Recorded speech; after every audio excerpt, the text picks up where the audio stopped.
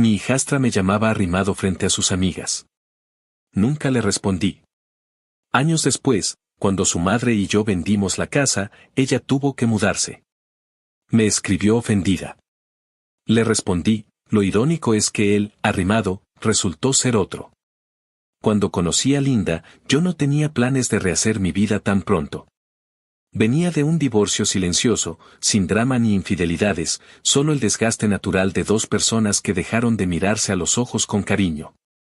Tenía 45 años, un trabajo estable en una compañía de mantenimiento industrial. Un carro viejo pero fiel y un pequeño apartamento donde solo se escuchaba el zumbido del refrigerador y el eco de mi propia rutina. Linda apareció en mi vida como esas cosas que uno no busca, pero terminan llegando igual, una colega de otra oficina con una risa fuerte, de esas que llenan el aire sin pedir permiso. Y una mirada franca que no jugaba a hacérsela interesante. Salimos a tomar café un par de veces y de ahí todo fluyó sin necesidad de forzar nada. Era divorciada también, con una hija adolescente llamada Kale, que según ella estaba en esa etapa difícil, lo que yo traduje mentalmente como problemas a la vista. Cuando la relación empezó a ponerse seria, Linda me advirtió con esa honestidad que siempre le agradecí que su hija no era precisamente una fan de los hombres nuevos en la vida de su mamá. Me contó que Kale era muy cercana a su padre biológico, aunque el tipo apenas la veía, y que en general tenía una manera de decir las cosas que podía sonar grosera sin necesariamente tener la intención. Yo no era ingenuo. Sabía que meterme con alguien con hijos adolescentes no era fácil, pero me sentía listo. Había pasado suficiente tiempo solo para entender que prefería los desafíos reales a la comodidad vacía. Después de un año juntos, Linda y yo nos casamos en una ceremonia sencilla, nada de vestidos caros ni banquetes. Fue más bien un pequeño encuentro con algunos amigos y familiares cercanos en el patio de su casa.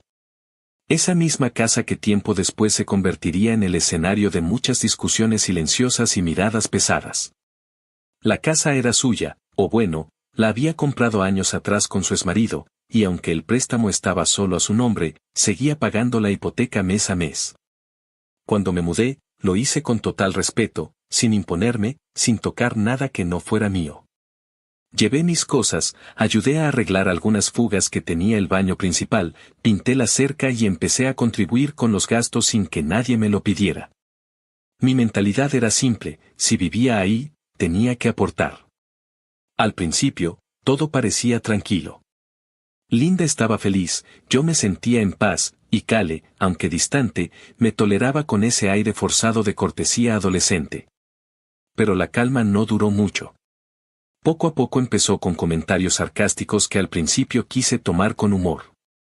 Cosas pequeñas, como decir frente a su mamá que parecía que el arrimado se había adueñado del control remoto, o que el arrimado siempre estaciona en mi lugar.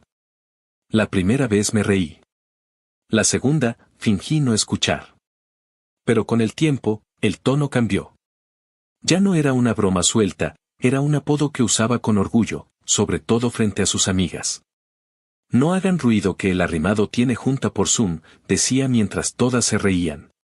El arrimado se enoja si le tocan el café, soltaba cuando me veía en la cocina. Y aunque Linda trataba de corregirla, lo hacía con la suavidad de una madre que no quiere agrandar el problema. Kale, respeta, le decía, y Kale ponía los ojos en blanco como si le hablaran en otro idioma. Yo, en cambio, decidí quedarme callado.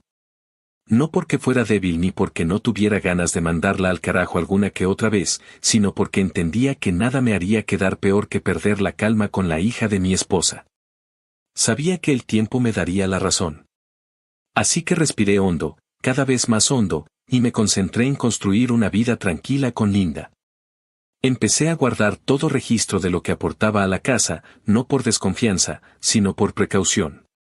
Guardaba recibos, transferencias, facturas.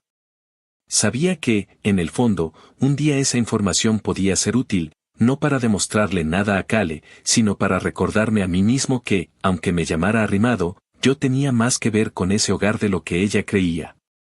Con el paso de los meses, empecé a notar que Kale no solo me tenía tirria a mí, sino que parecía disfrutar cualquier oportunidad de ponerme en una posición incómoda. Cuando llegaban sus amigas, hacía comentarios sutiles sobre cómo su mamá mantenía a un tipo que no era su papá, o sobre que el arrimado ni siquiera había pagado la casa. Yo no respondía, solo me servía una cerveza, subía el volumen de la televisión y dejaba que se le agotara el aire. Linda lo notaba, claro, pero tampoco sabía cómo manejarlo. Dale tiempo, me decía. Es solo una fase. Y yo quería creerle, pero esa fase se sentía cada vez más como una declaración de guerra silenciosa. Mi rutina se volvió una mezcla de paciencia y estrategia. Aprendí a no reaccionar, a simplemente anotar mentalmente cada falta de respeto y convertirla en motivación para mantener mi posición firme sin perder la cabeza. En ese punto, yo todavía pensaba que el problema era pasajero. No tenía idea de que esa palabra, arrimado, se convertiría en una especie de marca que ella misma acabaría cargando sin darse cuenta, años después, cuando la vida le diera su propia dosis de realidad. Pero en aquel entonces, todo lo que podía hacer era aguantar, observar y seguir aportando. Porque a pesar de las groserías, de los comentarios, de la falta de reconocimiento, yo sabía perfectamente quién era y cuánto valía. Y tarde o temprano, alguien más también lo sabría. Actualización 1. Pasó el tiempo y para el verano de 2018 la convivencia ya tenía su propio ritmo, con mis mañanas de trabajo remoto. Las tardes en que salía a ver clientes y las noches en que procuraba llegar a casa con la cabeza fría. Kale, que andaba rondando esa edad en la que todo lo que hacen los adultos parece una ofensa personal, había subido de nivel en su manera de hacerse notar. Ya no se trataba de una broma suelta de cuando en cuando, ahora era un pequeño espectáculo cada vez que invitaba amigas. Yo escuchaba mi nombre cambiado por ese apodo que le encantaba, el maldito arrimado por aquí y por allá, y notaba cómo las visitas se reían no porque les hiciera gracia, sino porque en ese grupo nadie quería ser la que pusiera límites. Yo iba y venía con mis cosas, atendía llamadas desde la mesa del comedor, trataba de mantener la casa en orden, y me acostumbré a ese murmullo constante que tenía más de reto que de chiste. Linda intentaba mediar sin ganas de incendiar nada, y yo, con la paciencia que te enseñan los trabajos que lidian con clientes tercos, prefería anotar cada episodio en el cajón mental de cosas que no valen la pena discutir a gritos. Un día, a media tarde, volví temprano porque tenía que cambiar los filtros del aire acondicionado y revisar porque la cuenta de la luz había salido más alta de lo normal. No hacía falta ser ingeniero para entender que el termostato vivía en una montaña rusa y que alguien estaba abriendo puertas y ventanas mientras el aparato trabajaba como si tuviera que refrescar todo el vecindario. Subí al ático con mis herramientas, bajé cubierto de polvo y al cruzar la sala me topé con el cuadro completo, 5 chamacas con uñas larguísimas, olor a laca para el cabello, bolsas de comida tiradas por todos lados. Una bocina reventando canciones que parecían la misma y Kale dando instrucciones como si fuera la dueña del lugar. Cuando me vio, se volteó hacia sus amigas y dijo esa estupidez de que por favor no hicieran ruido porque al arrimado le daba ataques y escuchaba pasos mientras trabajaba en sus cositas. Lo dijo con ese tonito dulce que en realidad es puro veneno. Yo respiré, conté hasta lo que hiciera falta y seguí de largo a la cocina a buscar agua, porque si algo había aprendido es que a veces la mejor respuesta es no darles material para el show. Esa misma tarde me subí al carro, me fui a la tienda de mejoras para el hogar y compré un termostato programable con bloqueo por código, unos filtros de buena calidad y un par de cosas para sellar corrientes de aire. Volví, instalé todo con calma y dejé la casa programada con horarios razonables, pensando en que no tenía sentido enfriar como loco a la hora en que nadie estaba. Cuando Kale llegó al pasillo y vio que el termostato tenía un pequeño candadito en la pantalla, soltó un no mames, qué clase de control freak eres, y después añadió que qué hueva vivir con alguien que se cree administrador de prisión. Le respondí sin subir la voz que el que paga el aire decide cómo se usa el aire, y que si quería discutir lo hiciéramos con números, con la factura en la mano y con Linda presente. Me soltó un quemamón y se fue dando portazos que no impresionaron a nadie porque ya ni los escuchábamos. Lo del termostato no fue un capricho, fue una línea en la arena. No la hice pública, no mandé mensajes en el grupo familiar, no dejé notas pegadas como maestro de primaria.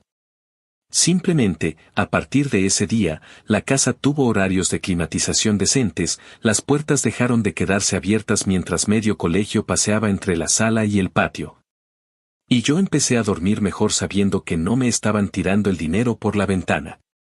Linda entendió perfecto y, aunque no le encantaba la tensión con su hija, me dijo que estaba bien, que también era su paz mental y su bolsillo lo que estábamos cuidando. Ese aval silencioso hizo toda la diferencia, porque ya no era yo contra la adolescente que quería convertir la casa en motel con clima.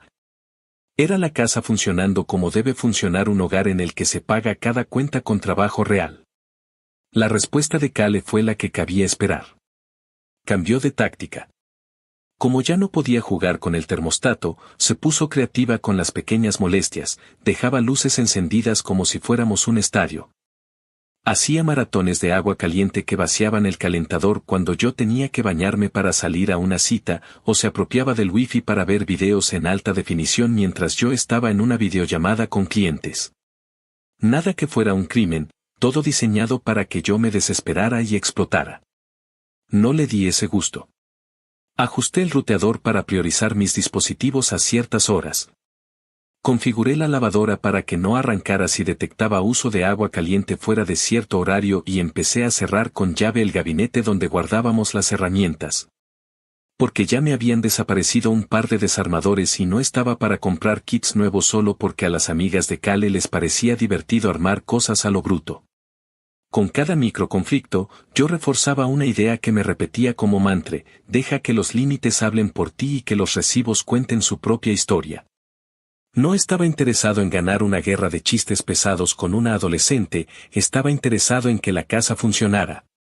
En que Linda no se volviera loca mediando cada tontería y en que el día de mañana nadie pudiera decir que yo vivía gratis o que me beneficiaba sin poner nada de mi lado. Así que seguí guardando comprobantes, tomé fotos de las mejoras que hacía, registré los cambios de filtros con fechas, anoté las lecturas del medidor antes y después de los ajustes del termostato. Y dejé todo en un archivo bien ordenado. No porque pensara usarlo como arma, sino porque el orden te salva cuando la memoria se te va y aparece el revisionismo. Lo curioso es que, en ese periodo, también empecé a notar una grieta en la máscara de Kale. Cuando las amigas no estaban y su mamá trabajaba de tarde, a veces me cruzaba con ella en la cocina y ya no había público para aplaudir la ocurrencia. En esos momentos, el arrimado se convertía en un oye, ¿puedes ayudarme con la cafetera que se trabó? O en uno encuentro la llave para abrir el closet del pasillo, donde la guardas. Nunca le contesté con veneno, aunque ganas me sobraban. Le explicaba, la ayudaba si no estaba haciendo berrinche, y luego volvía a lo mío. No hice shows, no cobré favores, no tiré frases de esas que suenan bien en redes pero en la vida real solo provocan que te odien más. Guardé la distancia, enseñé con hechos cómo se vive cuando uno paga sus cuentas, y me repetí que lo que yo buscaba no era tener razón en público, era que la convivencia fuera posible sin que nadie terminara reventando. Hubo un sábado, de esos largos en que el calor aprieta y la gente se refugia en centros comerciales para probar perfumes gratis, en que Kale programó una reunión con sus amigas para estudiar. El plan de estudio duró lo mismo que la pizza en la caja. Cuando las escuché hablando de abrir la puerta del patio para que circule el aire, me asomé desde el pasillo y dije con toda calma que no, que el sistema ya estaba programado. Que si tenían calor podían usar el ventilador de piso que acababa de comprar y que por favor recogieran su basura porque yo no era su conserje. Kale respondió con un sí, señor arrimado, lo que usted diga. Las amigas rieron con ese nervio de quien no sabe si la broma se fue muy lejos. Yo la miré un segundo y solté lo único que era necesario: me da igual cómo me llames, pero vas a recoger tus cosas y no vas a dejar la puerta abierta. Punto. La mesa quedó silenciosa un instante y luego todo siguió sin gritos, sin escena, sin darle combustible a su teatro. Esa, para mí, fue una victoria pequeña pero importante, porque no todo tiene que resolverse con catorrazos, a veces basta con la insistencia terca de mantener un estándar. Con el paso de esas semanas, la casa empezó a oler menos a caos y más a rutina. El recibo de la luz bajó, el aire dejó de trabajar como loco, y Linda me soltó una frase que guardé con cariño: me dijo que le gustaba llegar y sentir que el hogar no era un campamento de verano permanente. No era una declaración épica, pero a mí me alcanzó para saber que no estaba volviéndome loco sin motivo. Cale siguió probando límites, porque para eso existe la adolescencia, pero ya no me sorprendía con sus trucos. En esa etapa entendí que la paz no es ausencia de conflicto, es presencia de reglas claras y de alguien dispuesto a sostenerlas sin perder la cabeza. Mirando atrás, esa primera actualización de nuestra vida juntos no fue un capítulo ruidoso ni una explosión, fue más bien el ajuste fino de la convivencia. Esa etapa en la que uno aprende qué batallas valen la pena y cuáles se ganan con tornillos apretados, horarios en el termostato y un par de respuestas que no te dejan en la trampa de la provocación. Cale siguió llamándome arrimado cuando tenía público, pero ya no le salía tan natural en privado, y a mí me empezó a saber a ruido de fondo. Un zumbido molesto que no impide que la lavadora termine su ciclo ni que el café salga caliente. Me aferré a esa calma porque intuía, sin tener todavía pruebas, que lo fuerte vendría después. Cuando los títulos de propiedad y las fechas de cierre entraran a la conversación y el juego de las etiquetas se diera de frente con la realidad. De momento, el resumen era simple: yo había encontrado la manera de vivir en esa casa sin convertirme en el enemigo, y si alguien quería que la cosa se incendiara, iba a tener que traer gasolina de otro lado. Porque de mí solo iba a encontrar paciencia, facturas y un termostato con código. Actualización 2. El salto de tiempo fue inevitable y con él cambiaron muchas cosas que nadie en la casa había planeado. Para inicios de ese año en que todo se paró, cuando las escuelas cerraron y el mundo entero se quedó metido en su sala con cara de susto, la dinámica en la casa tuvo que ajustarse a golpes. Cale terminó su último tramo de clases a distancia, se le vino abajo la ceremonia que llevaba meses imaginando, y pasó de estudiar con flojera a sobrevivir con flojera, que no es lo mismo pero se parece. Yo me quedé trabajando desde la mesa del comedor con audífonos, Linda siguió yendo por turnos porque su oficina no podía parar del todo. Y la casa empezó a sentirse como esas maletas a las que uno les mete más ropa de la que cierran. La tensión no venía de un grito, venía del cansancio de estar todo el día viendo las mismas paredes, y en ese caldo espeso la palabra arrimado no se extinguió, más bien encontró eco. Cale había perfeccionado el tonito con el que volver una broma en un golpe, y cuando hablaba con sus amigas por videollamada salía con la joyita de que no hicieran ruido porque el arrimado estaba en junta. Como si mi trabajo fuera un juego en el que yo fingía ser adulto para que me aplaudieran.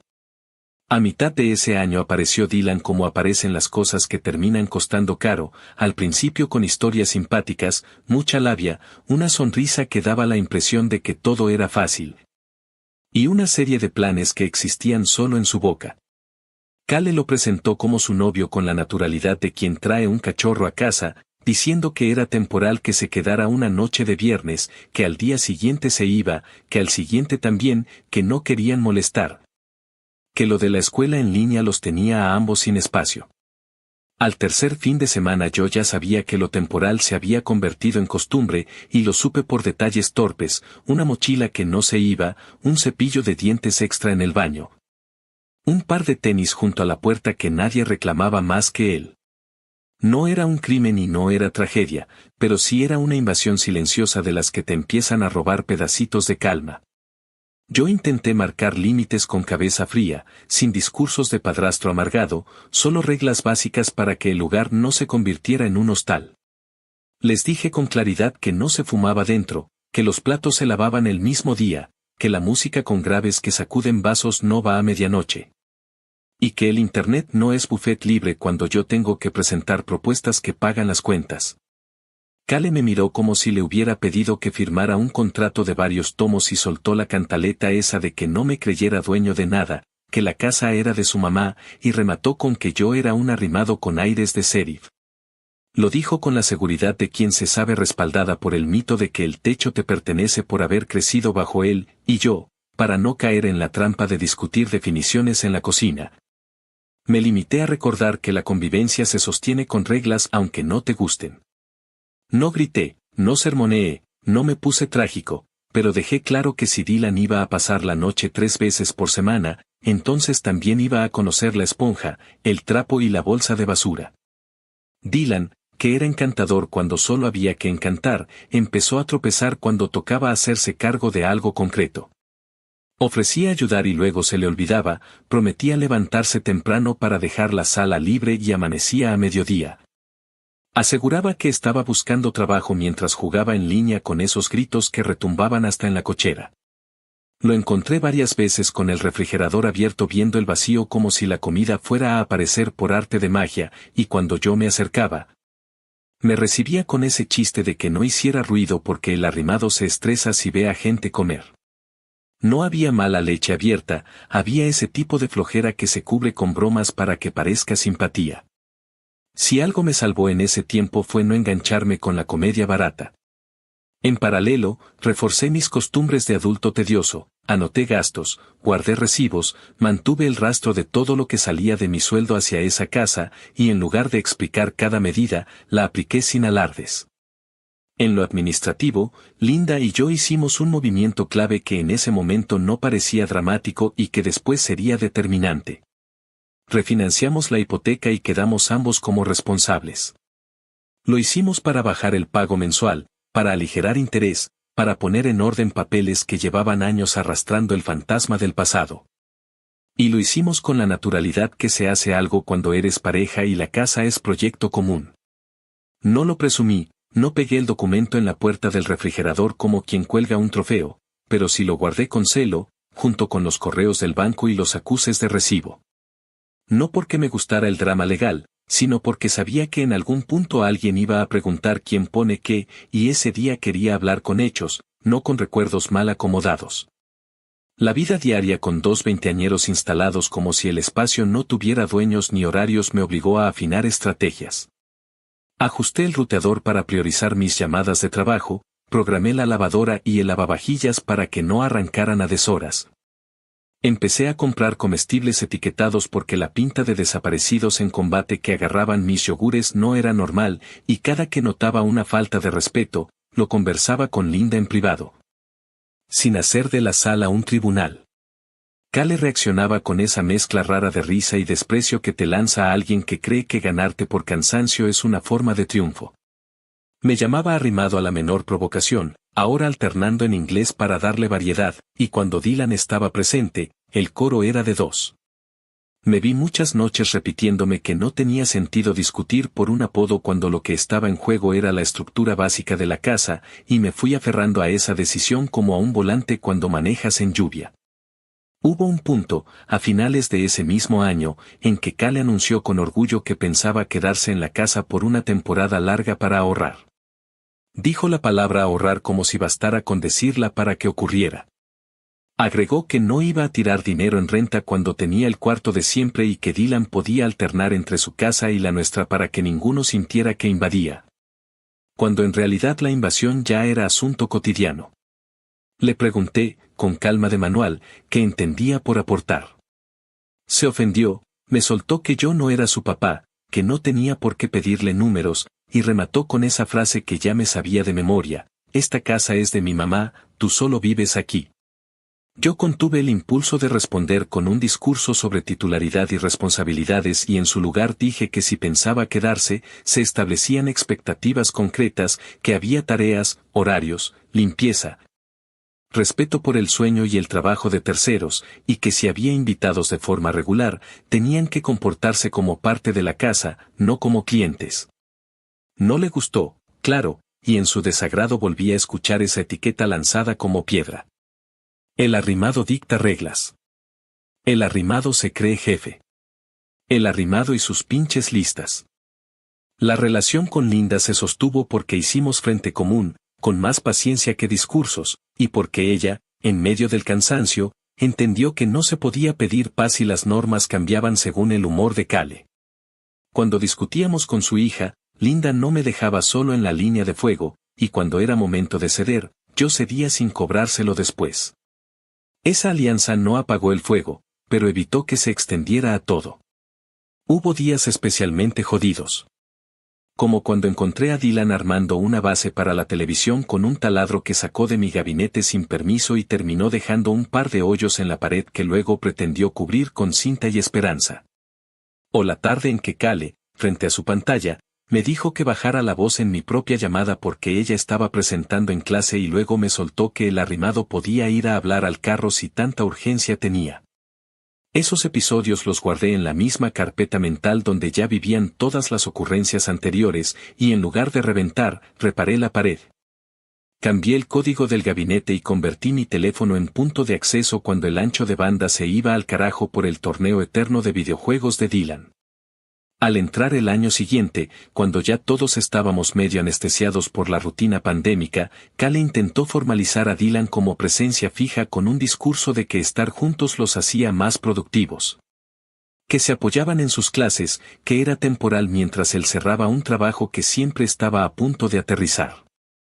Yo contesté que no tenía problema con la compañía, que mi problema era la responsabilidad, y que si Dylan iba a ser parte de la cotidianeidad, entonces también iba a cargar con su parte del peso.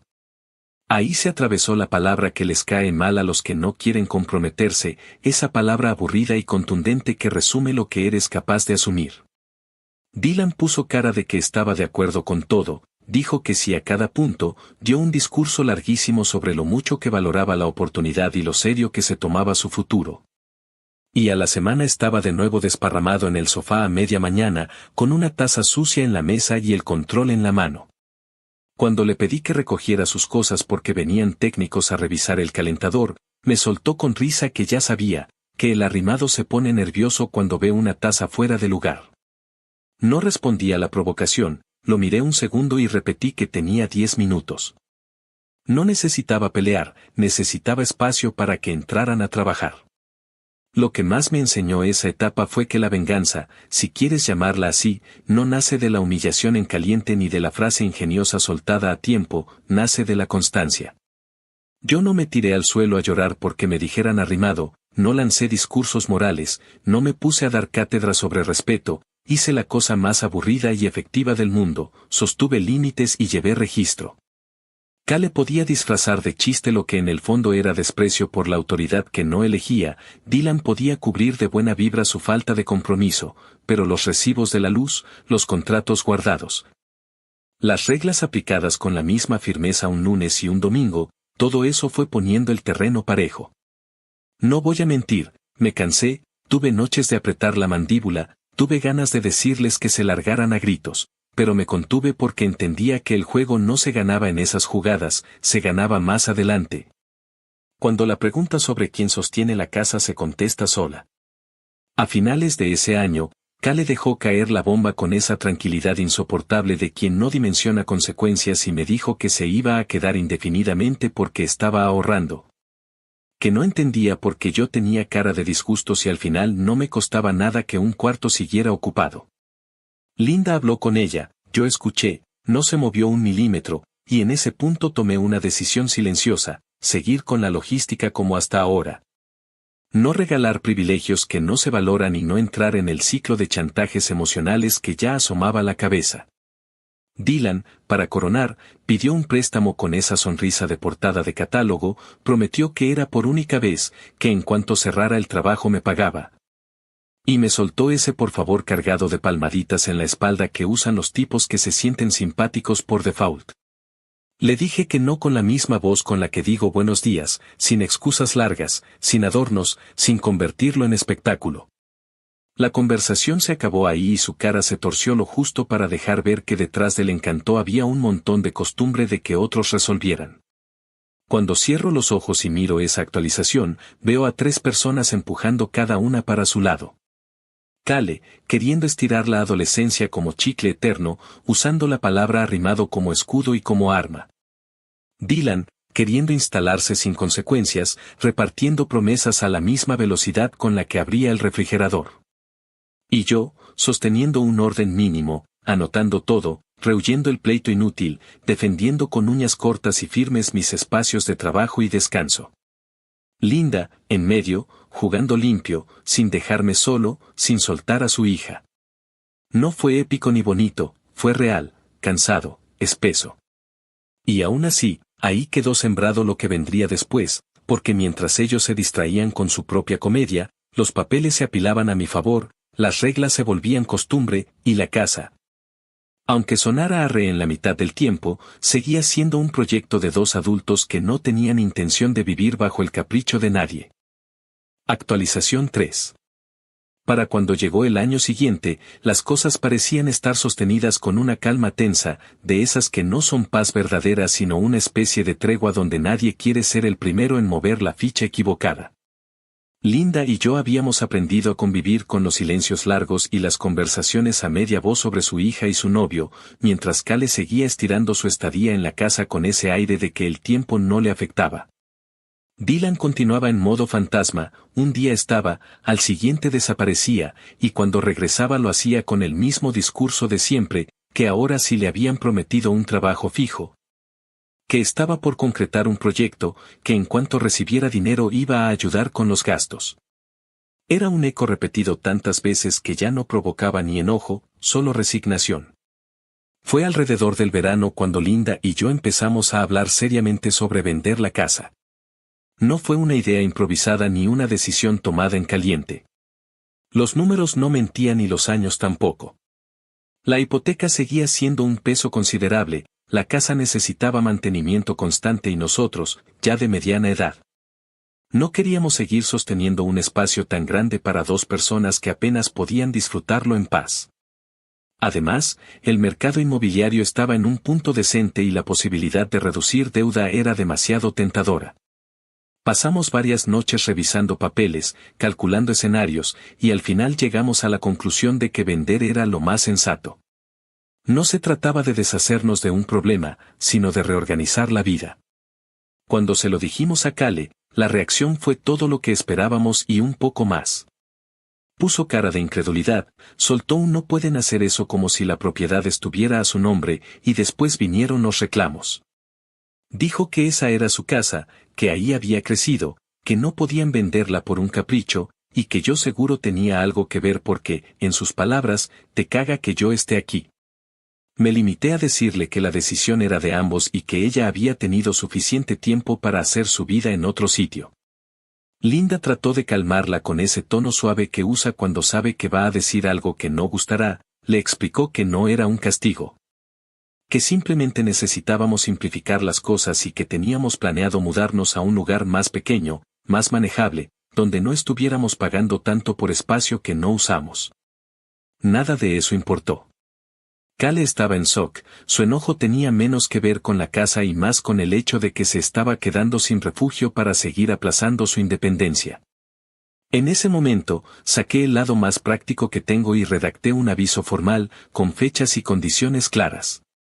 Le dimos 3 meses de margen, con una oferta que, sinceramente, pocos padres hacen. Le ayudaríamos con parte del depósito de un departamento pequeño si se comprometía a buscar uno y cumplir con el plazo de salida. No era un trato injusto, era una forma de empujarla al mundo real con cierta red de seguridad. Cale lo tomó como si le hubiéramos propuesto echarla a la calle. Dijo que no pensaba irse, que no tenía por qué hacerlo, que Dylan y ella estaban planeando ahorrar para algo más grande.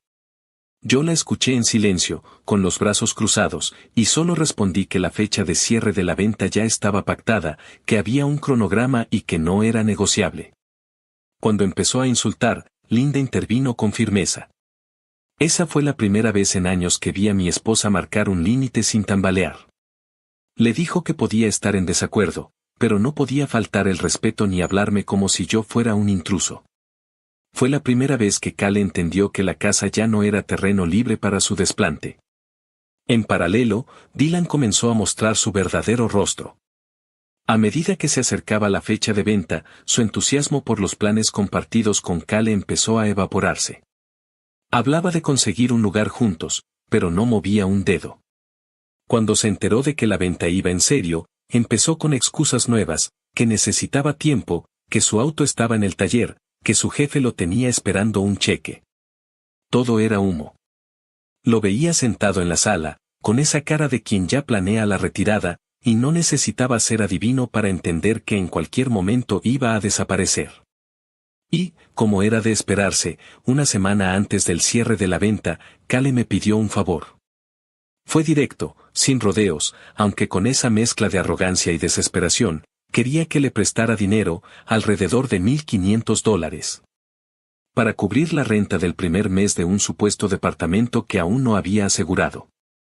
Dijo que era temporal, que me lo devolvería en cuanto Dylan le pagara algo que le debía. La escuché hasta el final y le respondí lo más sereno que pude: no iba a prestarle nada. Le expliqué que no era por egoísmo, sino porque no tenía sentido financiar su falta de planificación.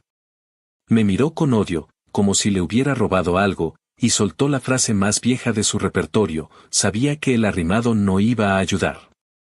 Esa noche, mientras Linda y yo guardábamos cosas en cajas, le confesé que me sentía cansado, que el ambiente me estaba drenando. Ella asintió, con esa tristeza de madre dividida, y me dijo que también estaba harta. Me pidió paciencia, una última, porque sabía que Cale tarde o temprano iba a estrellarse contra su propia realidad. Y así fue.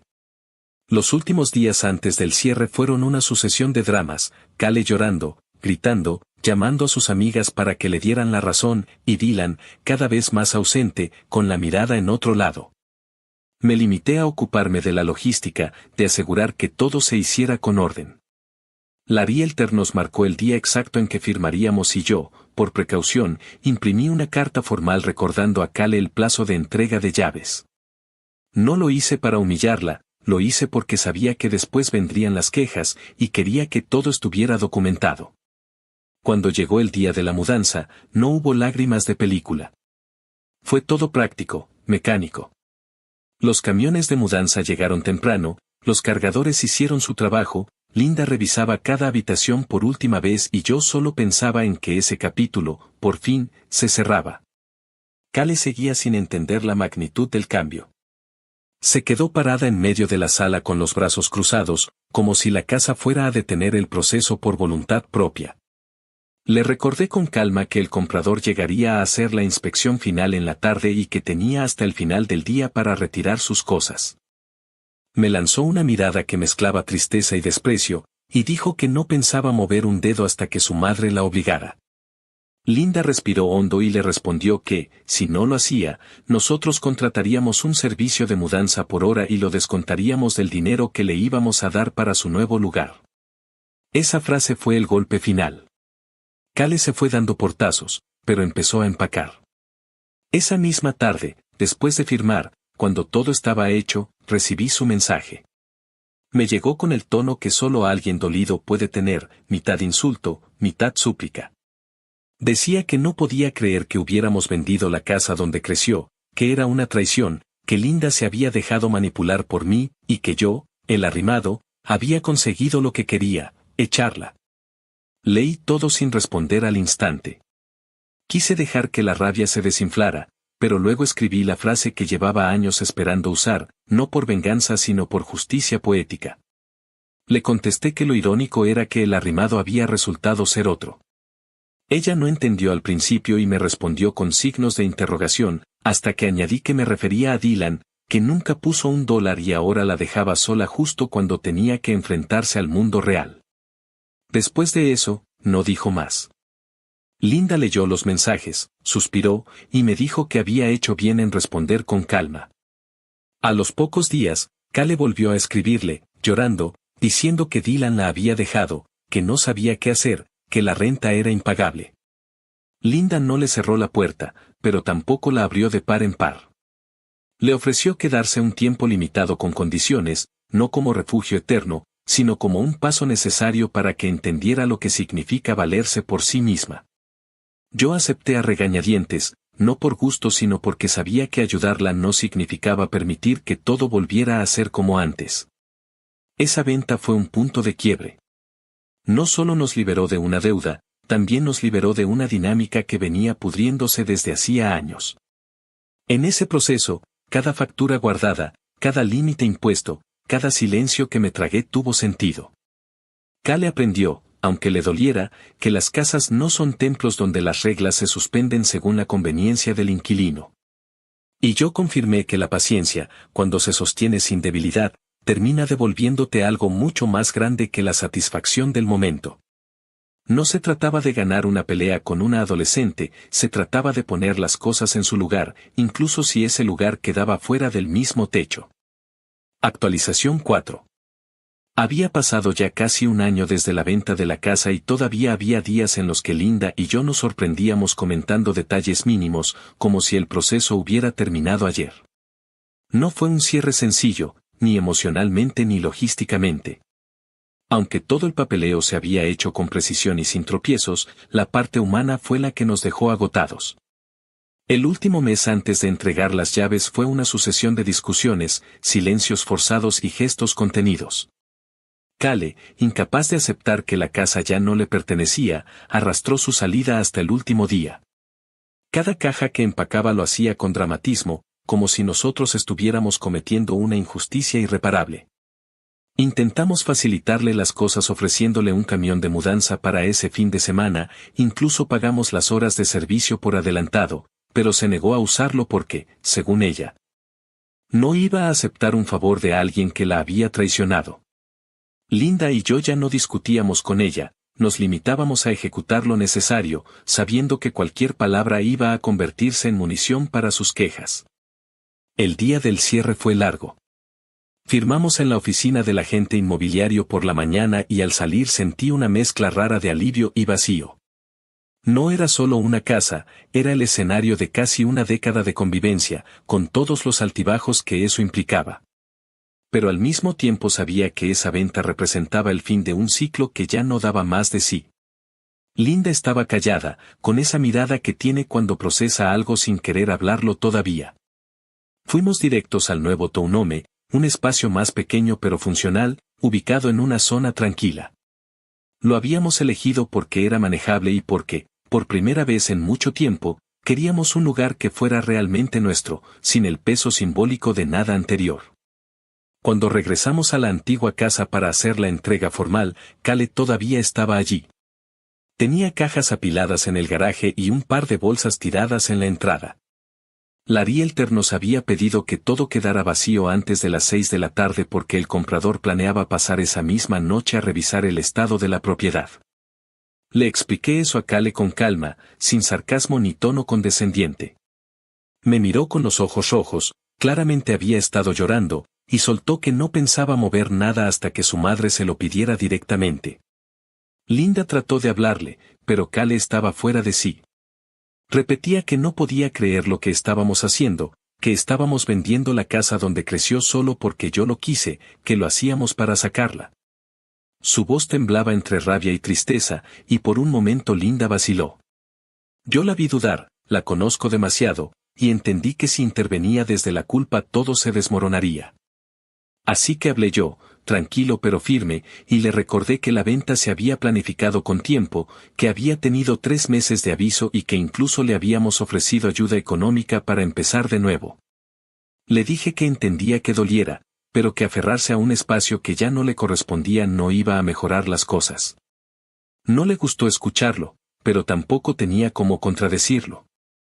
A regañadientes empezó a mover las cajas con la ayuda de un amigo, y yo, por pura prudencia, contraté de último momento a un servicio de mudanza para que terminaran lo que ella no alcanzara a sacar. No lo hice por ser cruel, lo hice porque el tiempo se nos acababa y no quería dejar un frente abierto con el comprador. Esa noche, ya instalados en el nuevo lugar, cuando pensábamos que por fin podríamos descansar, llegó el mensaje. Era de Kale. Me escribió directamente, algo que no hacía desde hacía meses, y su tono fue tan agresivo como desesperado.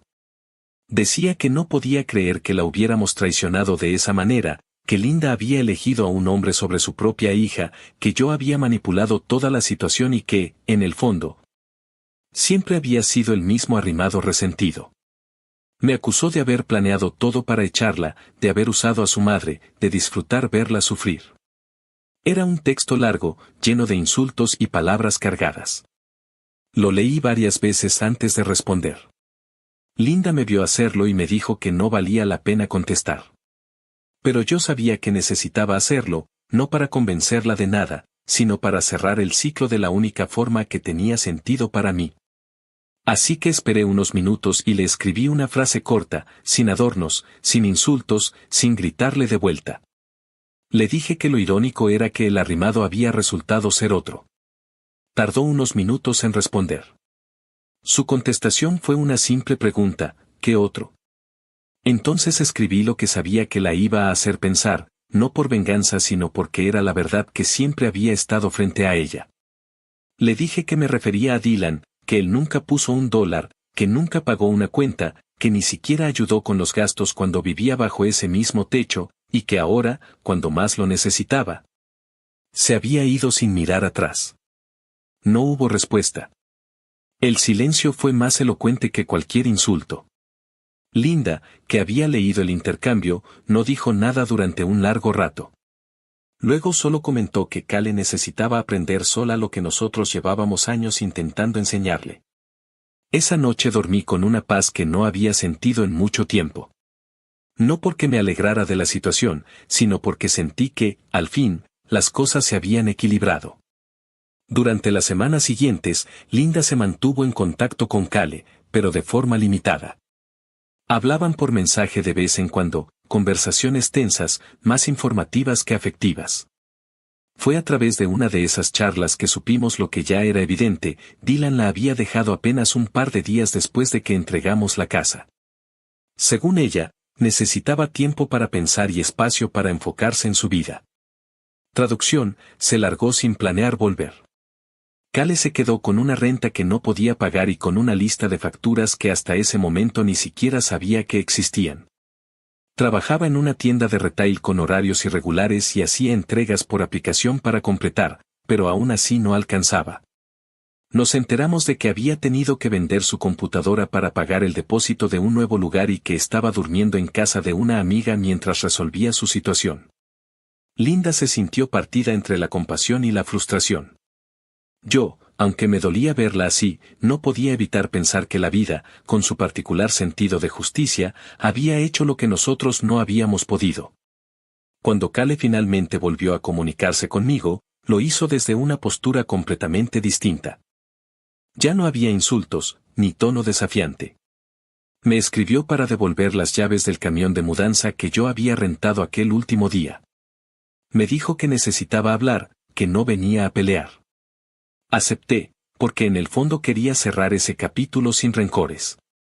Llegó con los ojos hinchados, ropa desordenada y una actitud muy distinta a la que conocía. Me dijo, casi sin mirarme, que estaba cansada, que no entendía cómo había llegado a ese punto. Me pidió disculpas por llamarme arrimado durante tanto tiempo. Dijo que lo había hecho por rebeldía, porque no sabía cómo expresar su enojo hacia todo lo que había pasado con sus padres y que yo terminé siendo su blanco más fácil. No supe qué responderle de inmediato. Solo le dije que no necesitaba disculparse con palabras, que lo importante era que hiciera algo con lo que estaba viviendo.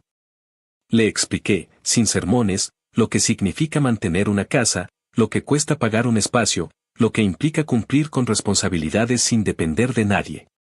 Le hablé con la honestidad de quien ya no tiene nada que demostrar. Linda la invitó a quedarse con nosotros un tiempo, pero bajo condiciones claras. No sería una estadía eterna ni un regreso a la comodidad de antes. Le ofrecimos un espacio en el sofá y una ayuda temporal, con 3 reglas simples: que trabajara y aportara algo, aunque fuera poco, que buscara ayuda profesional para ordenar sus emociones, y que no volviera a involucrar a Dylan ni a ningún otro tipo en su vida si eso implicaba cargar con sus consecuencias. Aceptó. No lo hizo feliz ni agradecida, lo hizo porque entendió que no había más opciones. En esa pequeña victoria silenciosa se cerró un ciclo que había comenzado años atrás con una palabra dicha con desprecio. Hoy, cuando pienso en todo ese proceso, no me enorgullece haber ganado una especie de revancha, porque no era eso. Era el equilibrio natural de las cosas. Cada recibo guardado, cada discusión que evité, cada respuesta que no di a tiempo, todo eso formó parte de una estrategia involuntaria que terminó protegiéndonos. La venta de la casa no fue solo un movimiento financiero, fue la forma en que la vida nos permitió empezar de cero sin tener que seguir sosteniendo un pasado que ya no nos servía. Y aunque Cale tardó en entenderlo, ese golpe de realidad le enseñó más que todos los sermones juntos. Al final, las palabras duelen menos que las consecuencias, y eso lo aprendió en carne propia. Actualización final. Pasaron algunos meses desde aquel cierre definitivo con la venta de la casa y la mudanza. La vida en el nuevo lugar se fue asentando poco a poco, con un ritmo más tranquilo y un silencio que al principio se sentía extraño pero que con el tiempo se volvió un alivio. Era un espacio más pequeño, sí, pero por primera vez en años no había puertas que se cerraran de golpe, ni discusiones detrás de las paredes, ni esa sensación constante de estar caminando sobre terreno minado. Linda y yo nos habíamos adaptado bien. Teníamos nuestras rutinas, nuestras comidas sin interrupciones y una sensación de control que habíamos perdido hacía tiempo. Sin embargo, la calma duró poco antes de que la realidad volviera a tocar la puerta con el rostro de Kale. Un domingo por la tarde apareció sin previo aviso. Llegó con el rostro cansado, ojeras marcadas, el cabello recogido a la carrera y un tono de voz que no recordaba haberle escuchado. Traía en la mano un sobre con las llaves del camión de mudanza que le había rentado y me las entregó sin decir mucho. Dijo que necesitaba hablar, que no venía a discutir. Por un momento pensé que sería otra escena, otra de esas conversaciones que terminan con reproches, pero su actitud era diferente. Se sentó en el sofá, respiró hondo y dijo que había cometido muchos errores. No lo dijo como una frase ensayada, lo dijo con una mezcla de vergüenza y resignación. Me confesó que Dylan la había dejado, que llevaba semanas intentando mantenerse a flote, que el trabajo no le alcanzaba y que no sabía cómo seguir. Dijo que había pensado en volver a casa, pero que no quería hacerlo sin reconocer lo que había hecho mal. Me pidió disculpas por los años de groserías, por las veces que me llamó arrimado y por haberme hecho sentir como un extraño en mi propio hogar. No supe qué decirle al principio. Había esperado durante años escuchar esas palabras, pero cuando llegaron, ya no me provocaron rabia ni satisfacción, solo una especie de paz silenciosa. Le respondí que aceptaba sus disculpas, pero que más allá de las palabras, lo importante era lo que hiciera de ahora en adelante. Le hablé con calma, sin sermones, y le expliqué que todos aprendemos a golpes, que la vida se encarga de enseñarte a respetar las cosas que antes dabas por sentadas. Le dije que lo que había vivido no era un castigo, era una lección que tarde o temprano tenía que llegar. Linda, que escuchaba en silencio desde la cocina, se acercó y la abrazó sin decir nada. Las dos lloraron, y en ese momento entendí que el ciclo que había empezado con tanto conflicto estaba por fin cerrándose. Esa misma noche, Linda y yo hablamos largo. No queríamos repetir el pasado, pero tampoco podíamos ignorar la situación. Decidimos dejar que Kale se quedara temporalmente, con condiciones muy claras. Le dijimos que no sería un regreso a la comodidad, sino una oportunidad para empezar de cero, y que tendría que contribuir en lo que pudiera. Acordamos que pagaría una pequeña cantidad simbólica de renta, más que por necesidad, para que entendiera lo que significa mantener un lugar. También le propusimos que buscara ayuda psicológica, porque era evidente que arrastraba más cosas de las que admitía. Aceptó sin poner resistencia, lo cual ya era un avance enorme viniendo de ella. En los días siguientes la vi diferente. Seguía siendo orgullosa, pero ahora había un cansancio en su mirada que venía de enfrentarse a la realidad sin el escudo del sarcasmo. Con el paso de las semanas, la convivencia mejoró. No era perfecta, pero era civilizada. Kale se levantaba temprano, salía a trabajar y regresaba sin el dramatismo habitual. A veces cenaba con nosotros, a veces se encerraba en el sofá con su computadora, pero ya no había insultos ni comentarios mordaces. Me empezó a tratar por mi nombre, lo cual parecía una tontería, pero para mí fue el símbolo más claro de que algo había cambiado. Linda estaba más tranquila, y aunque de vez en cuando la notaba preocupada, era la clase de preocupación que nace del cariño y no del conflicto. Incluso hubo una noche en que Kale, sin que nadie se lo pidiera, lavó los platos y dejó una nota en la mesa agradeciéndonos por dejarla quedarse. Fue una nota simple, escrita a mano, pero tenía más peso que cualquier disculpa larga. No puedo decir que todo fue armonía. Hubo momentos de tensión, sobre todo cuando la realidad económica le pegaba fuerte. Había días en que llegaba frustrada, hablando mal de su jefe o quejándose del cansancio. En otras épocas, yo hubiera respondido con alguna lección moral, pero esta vez solo escuchaba. Entendí que no siempre hay que corregir, a veces basta con acompañar desde el silencio. Poco a poco, Kale fue ordenando su vida. Encontró un segundo empleo de medio tiempo, se mudó a un pequeño departamento compartido con una compañera de trabajo y empezó a pagar sus cosas sin pedir ayuda. Cuando se fue de nuevo, esta vez por decisión propia, lo hizo sin dramatismo. Se despidió con un abrazo sincero y me dijo que había aprendido más en esos meses que en todos los años anteriores. Hoy, cuando miro hacia atrás, me doy cuenta de que todo ese proceso, desde los primeros insultos hasta la venta de la casa y la reconciliación, no fue solo una historia de conflicto familiar, sino una lección de resistencia. Nunca me sentí vengativo, pero sí sentí justicia cuando la vida se encargó de mostrarle a Kale lo que significaba ser adulto. Esa palabra que tanto usó contra mí, arrimado, terminó pesándole más a ella que a mí. Porque al final entendió que no se trata de vivir bajo un techo, sino de ganarte el derecho a estar en él.